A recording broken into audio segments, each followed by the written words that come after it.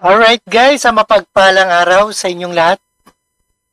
Meron tayong reaction video dito kay Rob Trip. Alright guys, mapagpalang araw. Alyansa para sa Bagong Pilipinas. Nangampanya na naman sa Davao del Norte. Baluarte ito ng mga Duterte, no? Pero baliwala raw sa kanila to. Alright? At panoorin po natin kung mababalik ba ang tiwala ng mga Mindanaos sa mga alyansa ng Bagong Pilipinas na maasim na raw ang samahan ni Sara Duterte at si Pangulong Marcos. Alright? Panoorin po natin guys. Kampanya ngayong araw sa Davao del Norte ang ilang senatorial candidates ng administrasyon. Baliwala raw sa kanila kahit pabalwarte ito ng mga Duterte. Live mula sa Davao del Norte, nasa frontline ng balitang yan si Maricel Halili. Maricel, gaano ba sila kakumpiyansa na makukuha pa nila ang boto ng mga kapatid natin dyan? Kaya nga na sinabi mo, dito sa probinsya ng Davao na kilalang baluarte ng mga Duterte, ginawa ang ikatlong kampanya ng Alyansa para sa Bagong Pilipinas kung saan inaasahan din na darating si Pangulong Bongbong Marcos. Ayan, pangatlong rally na to, no? Sa buong Pilipinas. At iikot daw ang PBBM, ang Bagong Pilipinas. Alright?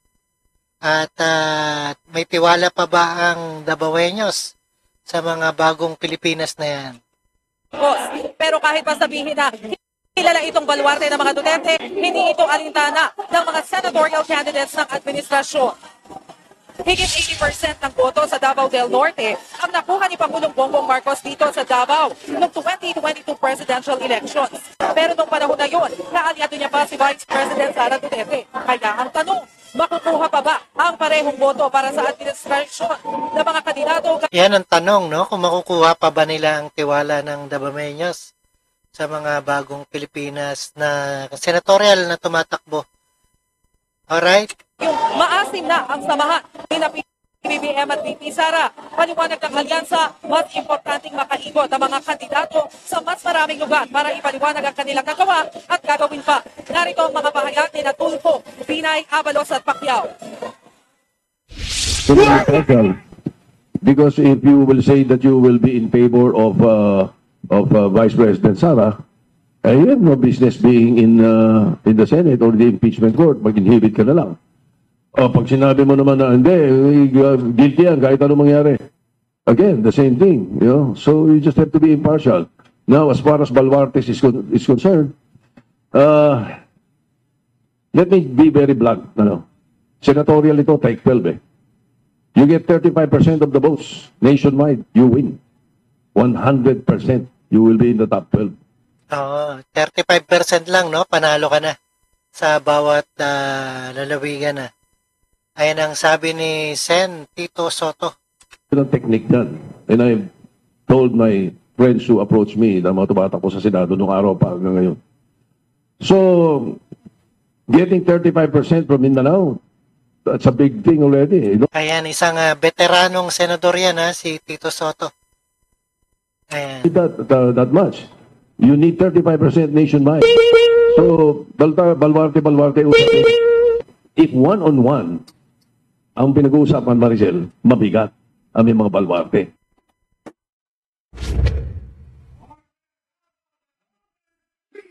Dagdag ni dating Senate President Tito Soto, hindi big deal ang mga baluarte. Kung midterm elections, dahil 35% lang naman daw ng nationwide vote kailangan para manalo, nagiging mabigat din daw ang hatak ng baluarte kapag presidential elections na ang labanan. Higit pa niya, sakaling pala rin sila na manalo sa Senado at maging bahagi ng impeachment trial laban kay VP Sara, hindi ito dapat maging issue sa mga supporters ng PC.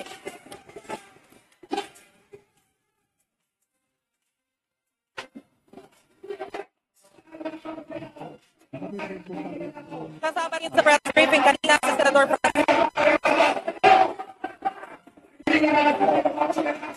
Alright, ito live na live pa sa Davao, no? Ikatatlong rally ng Bagong Pilipinas. Alyansa para sa Bagong Pilipinas yan. Alright?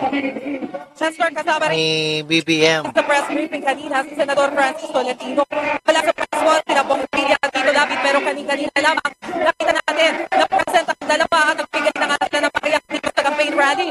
Wala naman sa kampanya ngayong araw, sina Senador Pia Cayetano, Jaime Marcos at Bing Lacson dahil may prior commitment daw ang mga ito, habang si Camille Villar naman merong sakit. Chester, inaantabayanan na lamang natin ang pagdating ni Pangulong Bongbong Marcos ngayong hapon para magbigay ng kanyang pahayag at i-endorso itong mga kandidato ng administrasyon. Tapos na pagkata ang lahat ng mga senador, pero bukod siya, hinihintay natin kung magbibigay pa ng reaksyon si PBBM sa mga pabatbatikos at parinig ni natin Pangulong Rodrigo Duterte. Chester?